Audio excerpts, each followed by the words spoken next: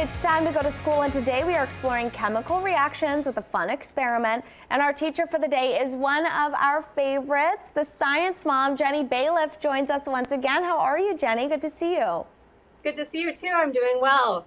So I have a classic chemical reaction that I bet a lot of our viewers have seen before. We have vinegar with a little bit of food coloring so it's more visible, and baking soda.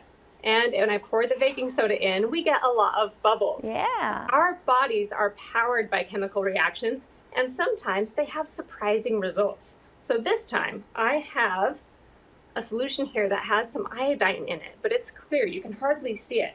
And I'm going to add 2 other solutions that are also clear.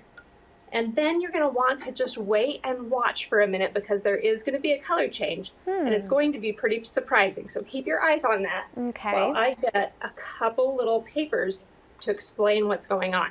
So iodine is a chemical. It's one of the elements in the periodic table. It's something we need in our bodies. That's why we see iodized salt in the grocery store. There's our color change. Whoa. And if you have 1 iodine molecule, it is clear. If you have 2 of them in the solution, they are clear. But when you get 3 of them together with starch, they turn bright purple. So what happened here is that when we added our reactants, we had this dance going back and forth where they were forming together and getting split apart until one of our chemicals was all used up. And then all of a sudden, we had 3 iodine molecules together and it turned purple.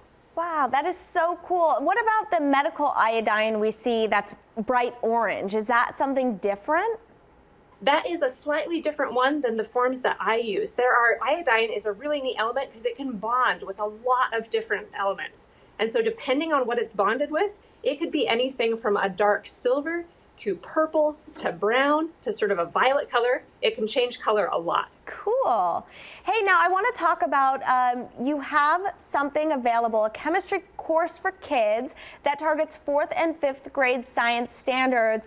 And I'm hearing that the Las Vegas community was very helpful in having you put this together. So tell us about that. So it is a free course, and I'm so excited that we had enough people support it that all of the replays are available to watch for free. And there are more than 70 pages of worksheets and notes and doodle notes and cartoons that kids can download and use that are also a completely free resource. So if you go to science.mom, you can check that out. And we're hitting all half of the 4th and 5th grade national science standards in this chemistry course. That is so cool. Okay, that's science.mom, not science.com. Yes. So make sure to note that because sometimes your fingers just go on muscle memory. Science.mom. And you also have a really, really neat YouTube page. I do. So if you Google Science Mom, the YouTube channel will come right up. And all of the videos, you can watch them on YouTube or you can watch them at science.mom. You have either option. You know, I'm not sure if you planned for social distancing. I'm sure nobody really did for distance learning, I mean. But you are so well equipped for this, and I'm sure that parents around the community and probably around the entire nation are just so thankful to you right now for providing this for them because it's so incredible, all the experiments you can do. And you have some that they can do themselves at home, right? Yes, we do. I usually have a couple that I'll demonstrate in class that are, require special supplies like this one. And then I have suggestions for at-home activities too. We're just really glad that we can provide a resource that is free and accessible to everyone that can help.